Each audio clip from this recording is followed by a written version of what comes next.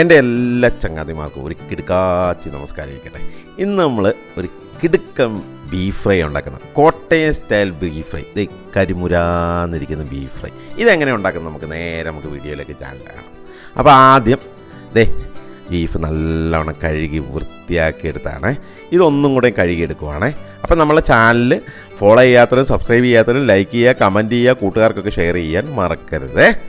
അപ്പോൾ വെള്ളം ഒഴിച്ച് നല്ലവണ്ണം ഇവനങ്ങ് വൃത്തിയാക്കി കഴുകിയെടുക്കുക. ഇതുപോലെ നല്ല രീതിയിൽ കഴുകിയെടുക്കുക. ശേഷം ഇവനെ ഒരു ഉരുളിയിലേക്ക് എടുത്തൊരു മറിക്കുന്നു. എന്നിട്ട് ഇഞ്ചി വെളുത്തുള്ളി പേസ്റ്റ്, കുറച്ച് ഉപ്പ് വാരി അങ്ങ് വിതറുക, കുറച്ച് മഞ്ഞപ്പൊടിയും കൂടെ ഇട്ട് കൊടുക്കുക ഇതുപോലെ. എന്നിട്ട് മുളക് പൊടി ഇട്ട് കൊടുത്ത ശേഷം കണ്ടില്ലേ, ഇത്രയും സ്പൂൺ മുളക് പൊടി ഇടണേ. കുറച്ച് മല്ലിപ്പൊടിയും കൂടെ ഇതുപോലെ ഇടുക. ഇട്ട ശേഷം വെളിച്ചെണ്ണയും കൂടെ ഇട്ട ശേഷം ഇച്ചിരി കറിവേപ്പിലയും കൂടെ അങ്ങ് സ്നേഹത്തോടെ വാരി വിതറിക്കും. എന്നിട്ട് നല്ലവണ്ണം അവനെ അങ്ങ് തിരുമ്മി ഇങ്ങ് പിടിപ്പിക്കുക. ആ പോത്രച്ചയിലങ്ങ് നല്ലവണ്ണം മസാല അങ്ങ് പിടിക്കട്ടെ. ഒരു 10-15 മിനിറ്റ് വെച്ചോടെ മസാലയൊക്കെ പിടിപ്പിച്ച് തിരുമ്മി വെച്ച ശേഷം കണ്ടില്ലേ, നേരെ ഉരുളിയെടുത്ത് ചൂടാക്കുന്നു. അതിലേക്ക് ആവശ്യത്തിന് വെള്ളം ഒഴിച്ചു കൊടുക്കുക. ഇതുപോലെ വെള്ളം ഒഴിച്ചു കൊടുക്കുക. എന്നിട്ട് ഇതുപോലെ മൊത്തത്തിലൊന്ന് മിക്സ് ചെയ്യുക. എന്നിട്ട് നമുക്ക് ഈ പോത്ത് നല്ലവണ്ണം വേവിക്കാൻ അങ്ങ് വെക്കാം. ഇതുപോലെ വേവിക്കാൻ അങ്ങ് വെക്കാം. ഇത് വേവുന്ന സമയത്ത് നമുക്ക് അടുത്ത ഉരുളി എടുത്ത് ഇതുപോലെ തീ പിടിപ്പിച്ച ശേഷം അതിലേക്ക് വെളിച്ചെണ്ണ ഒഴിച്ചു കൊടുക്കുക. ശേഷം കുറച്ച് കടുക് വാരി വിതറി പൊട്ടിയ ശേഷം കുറച്ച് പെരുംജീരകവും കൂടെ ഇതുപോലെ സ്നേഹത്തോടെ വാരി വിതറുക. എന്നിട്ട് കുറച്ച് ഇഞ്ചി, വെളുത്തുള്ളി, പച്ചമുളക് ഇത്ര ഇട്ട് ഇവനെ അങ്ങ് റോസ്റ്റ് ചെയ്യുക. ഇതുപോലെ നല്ല രീതിയിൽ അങ്ങ് റോസ്റ്റ് ആയി കഴിയുമ്പോൾ അതിലേക്ക് ഇതുപോലെ അരിഞ്ഞു വെച്ചിരിക്കുന്ന തേങ്ങാക്കൊത്തും കൂടെ ഇട്ട് അങ്ങ് ഉലർത്തുക. അങ്ങ് സ്നേഹത്തോടെ അങ്ങ് ഉലർത്തിക്കോ. കൂടെ കുറച്ച് കറിവേപ്പിലയും കൂടെ അങ്ങ് വാരി വിതറിക്കോ. എന്നിട്ട് മൊത്തത്തിൽ അങ്ങ് മിക്സ് ചെയ്യുക. ഇവനൊന്ന് റോസ്റ്റായി വരുമ്പോൾ ഇതിലേക്ക് ചെറുതായി അരിഞ്ഞ് വെച്ചിരിക്കുന്നത് സബോളയും ഇതുപോലെ ഇട്ട് ഉലർത്തിയെടുക്കുക. ഉലർത്തുമ്പോൾ ശ്രദ്ധിക്കുന്നത് സവോള ഇതെല്ലാം കൂടെ ഈ ലെവലിലുള്ള കളറാവണം കേട്ടോ. അപ്പോൾ ആവശ്യത്തിന് ഇച്ചിരി എണ്ണയും കൂടെ ഒഴിച്ച് കൊടുത്തേക്കണം, അല്ലെ ഡ്രൈ ആയി പോകും. എണ്ണയൊക്കെ ഒഴിച്ച് കൊടുത്ത് ഈ ലെവലിൽ കളറാക്കി എടുക്കുക. എന്നിട്ട് അതിലേക്ക് മഞ്ഞപ്പൊടിയും മല്ലിപ്പൊടിയും മുളക് പൊടിയും സ്നേഹത്തോടെ വാരി വിതറുക.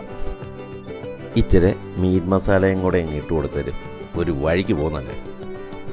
എന്നിട്ട് ഇതെല്ലാം കൂടെ ഇട്ടങ്ങ് ഉലർത്തുക. അപ്പോൾ ആ പച്ച കുത്തലും എല്ലാം അങ്ങ് മാറും. അപ്പോഴേക്ക് നമ്മളെ ബീഫ് വെള്ളമൊക്കെ വറ്റി ഒരു രൂപത്തിൽ ഭാവത്തിലൊക്കെ ആയി ഇങ്ങനെ സെറ്റായിരിക്കുന്നത് കാണാൻ പറ്റും. കണ്ടല്ലേ. എന്നിട്ട് അവനെയും അതിലേക്ക് എടുത്ത് മറിക്കുക. ഉരുളിയോടെ എടുത്തൊരു മറിയും മറിച്ചോണം. എന്നിട്ട് ഇവനെയും ഇതുപോലെ ഇതിലിട്ട് മൊത്തത്തിൽ കലക്കി കൂട്ടി മിക്സ് ചെയ്യുക. പോത്തിറച്ചി ഉണ്ടാക്കുമ്പോൾ ശ്രദ്ധിക്കേണ്ട ഒരു സംഭവം എന്ന് പറഞ്ഞാൽ, മെയിനായിട്ട് സംഭവം ഇതുപോലെ ഉലർത്തി എടുക്കണം. ഈ ഉലർത്തി എടുത്ത് കഴിയുമ്പോൾ എല്ലാവരും ചോദിക്കുന്ന കളർ ഇതാണ്. കളർ എങ്ങനെയാവുന്നത്? അതിനാണ് കുരുമുളക് പൊടി വാരി വിതറുക സ്നേഹത്തോടെ. എന്നിട്ട് ഇങ്ങനെ തീ കുറച്ച് വെച്ചിട്ട് ഇതുപോലെ ഉലർത്തുക. ഒന്നെങ്കിൽ ഉരുളിക്കകത്തോ അല്ലെങ്കിൽ ഇരുമ്പ് കടായിക്കകത്തോ, ഇത് രണ്ടേതെങ്കിലും ഒന്നായിട്ട് ഇച്ചിരി എണ്ണയൊക്കെ ഒഴിച്ച് കൊടുത്ത് നല്ലവണ്ണം അങ്ങ് മിക്സ് ചെയ്തു. ഇച്ചിരി ടൈം എടുത്തുള്ള പരിപാടിയാണ് കേട്ടോ. അപ്പോൾ പെട്ടെന്ന് ഓർക്കുക ഇതെങ്ങനെയായി കരിമുര കറുത്ത കളറിൽ കിട്ടുന്നത്. അത് ഇച്ചിരി ടൈം എടുത്ത് തന്നെ നിങ്ങൾ മെനക്കണം. ഇതുപോലെയൊക്കെ മാറ്റി വെച്ച് കഴിയുമ്പോൾ ഇതിൻ്റെ അകത്ത് നിന്ന് ഇതുപോലെ എണ്ണ വരും. ആ എണ്ണ എടുത്ത് പിന്നെയും ഈ ബീഫിൻ്റെ മുകളിലേക്ക് ഇതുപോലെ ഒഴിച്ചു കൊടുക്കുക.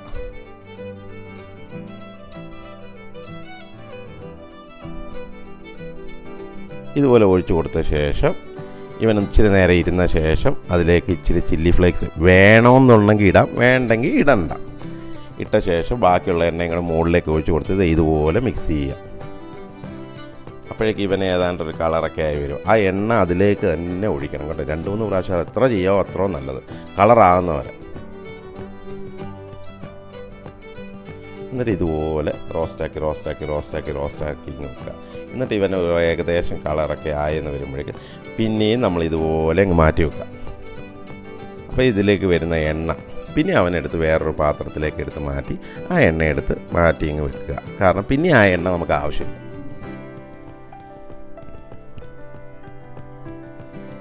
എന്നിട്ട് അതിലേക്ക് കുറച്ച് തേങ്ങാക്കൊത്തിടുക, കുറച്ച് കറിവേപ്പിലയും കൂടെ സ്നേഹത്തോടെ ഇട്ടങ്ങ് റോസ്റ്റ് ചെയ്യുക. എന്നിട്ട് ഇവനെ മൊത്തത്തിലങ്ങ് കലക്കി കൂട്ടുക. അത് ഇതുപോലെ മിക്സ് ചെയ്യുക. തേങ്ങാക്കൊത്തും കറിവേപ്പിലയും കൂടെ അങ്ങ് ബീഫിൽ കിടന്നാൽ ഒരു സുഖം ഉണ്ടാവുള്ളൂ. എന്നിട്ട് കുറച്ച് ഗരം മസാലയും കുറച്ച് പെരിഞ്ചീരക പൗഡറും കൂടെ ഇട്ടിട്ട് ഇതുപോലെ നല്ലവണ്ണം അങ്ങ് മിക്സ് ചെയ്തു. ഒന്നും നോക്കണ്ട, കണ്ണടച്ചങ്ങ് മിക്സ് ചെയ്തു. ഇവൻ നല്ല കളറായിട്ട് കരിമുരാന്നിരിക്കുന്ന ബീഫ് ഫ്രൈ ആയിട്ട് കിട്ടും. Kottayam style beef fry. കൂടെ ഇച്ചിരി പുളി കിട്ടാൻ വേണ്ടി 2-3 നാരങ്ങ നീരും കൂടെ ഇങ്ങ് ഒഴിച്ചു. ഇതെല്ലാം കൂടെ ഇട്ട് കഴിഞ്ഞിട്ട് മൊത്തത്തിൽ അങ്ങ് കലക്കുക. ഇതുപോലെ അങ്ങ് മിക്സ് ചെയ്തു. ഒന്നും നോക്കണ്ട, കണ്ണടച്ചങ്ങ് മിക്സ് ചെയ്തു. ഇവൻ നല്ല കളറായിട്ട് മൊരിഞ്ഞിരിക്കുന്ന ബീഫ് ഫ്രൈ ആയിട്ട് കിട്ടും. നല്ല സ്മെല്ലാണ് കേട്ടോ. ഒരു പിടുത്തം നമുക്കെല്ലാവർക്കും ഒന്ന് പിടിക്കാൻ തോന്നും ഇത് കാണുമ്പോൾ. ആ സമയത്ത് ഇവൻ്റെ കൂടെ കഴിക്കാൻ വേണ്ടി ഒരു കിടുക്കാച്ചി നൂൽ പൊറോട്ടയും കൂടെയാണ് നമ്മൾ ഉണ്ടാക്കുന്നത് കേട്ടോ. അവനങ്ങ് പരത്തി റെഡിയാക്കി വെച്ചിരിക്കുകയാണ് മൊത്തത്തിൽ. നൂൽ പൊറോട്ട വീഡിയോ നമ്മുടെ പഴയ ഇതിൻ്റെ അത് കിടപ്പുണ്ട്, നിങ്ങൾ വേണമെങ്കിൽ നോക്കിക്കോ, എങ്ങനെ ഉണ്ടാക്കുന്നതൊക്കെ കാണാം. എന്നിട്ട് ഇവൻ പരത്തി നേരെ തവയിലേക്ക് ഇട്ട് ഇവനെ 2-3 പ്രാവശ്യമൊക്കെ ഇച്ചിരി ഓയിലൊക്കെ ഒഴിച്ച് കൊടുത്ത് നേരെ മറിക്കുകയും തിരിക്കുകയൊക്കെ ചെയ്യാം.